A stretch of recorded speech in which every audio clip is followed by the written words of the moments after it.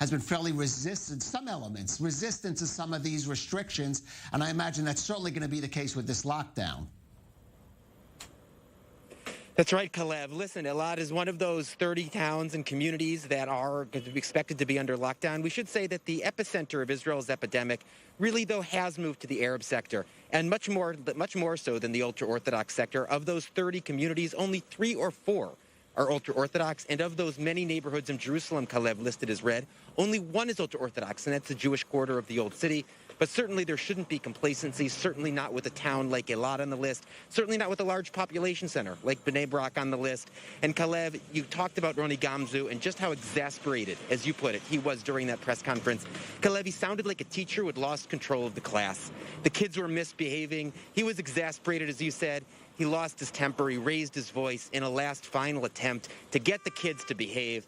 But Calev, what's the deeper problem? You have someone like Roni Gamzu standing at the podium trying to get the message across to the Arab sector, to the ultra-Orthodox sector, but he just doesn't have the message to do so. He doesn't have the messengers to do so. And with the ultra-Orthodox sector in particular, there has been harsh criticism of Gamzu over the course of the past week, both because of that letter he sent to the president of Ukraine to try to block the flights to the town of Uman and that pilgrimage to Rabbi Nachman's tomb for Rosh Hashanah, a popular event in some quarters in the ultra-Orthodox sector, and also in the last day or two coming out against the view of a very, very important rabbi among the Lithuanian ultra-Orthodox population, as it's known, Rabbi Chaim Kanievsky, about the testing in some of the yeshivas, some of the seminaries. So again, the lack of trust between the ultra-Orthodox sector and Roni Gamzu is really becoming an important obstacle in the path of trying to contain this virus. I don't know that it's entirely Roni Gamzu's fault, so let's be fair, but at the same time, there has to be some kind of different message. There has to be some kind of different set of messengers to really be able to connect and get the message across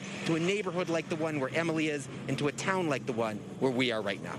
Well, let's spread the fault a little around, Owen, because you said he's lacking the messengers. I mean, the natural messengers for him would be either the ultra-Orthodox political leaders or Israeli Arab political leaders. They're certainly not standing beside him. But even those ministers that have voted to approve this lockdown are not speaking out on his behalf, on his or on behalf of this plan. They see it maybe as a bit of a political risk. Listen, you're right. Gamzu is taking it from both sides. He's taking it from the ultra-Orthodox politicians because they say he is singling out their sector. And you're right, Calev, he's taking it from someone like Minister Yuval Steinitz, who is more of a hardliner, although not always as vocal as the other side, but also a hardliner on this pandemic, calling for a full-on lockdown. We should also say that Aryeh Deri, himself an Orthodox minister from the Shas party, also came out today and called for a full-fledged lockdown. So Calev, Gamzu is taking it from all sides. He's become a political punching bag here in Israel in the course of this pandemic. There doesn't seem to be an easy path for him.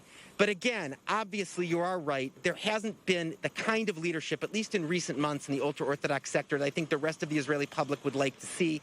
And in the Arab sector as well. Again, for example, Calev, as you know, in the town of Shfar'am in northern Israel, reportedly a wedding of 5,000 people that was held until the police came and broke it up. And by the way, Calev, that's one wrinkle in this plan on Monday.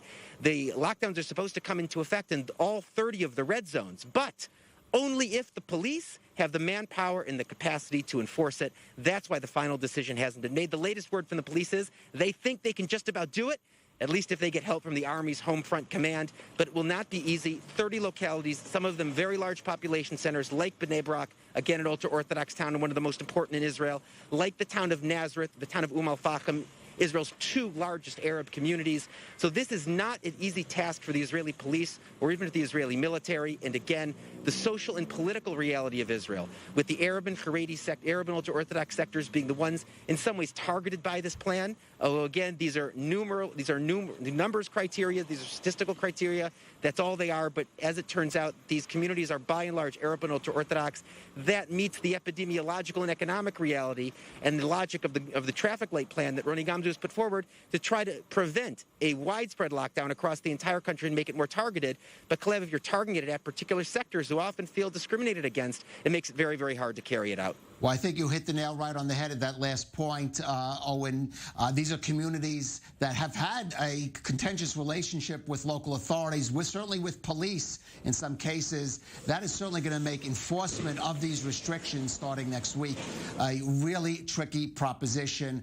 And without local support, without local cooperation, that is going to be very difficult. Owen Alterman there in Elad. That's right. Thank you for that.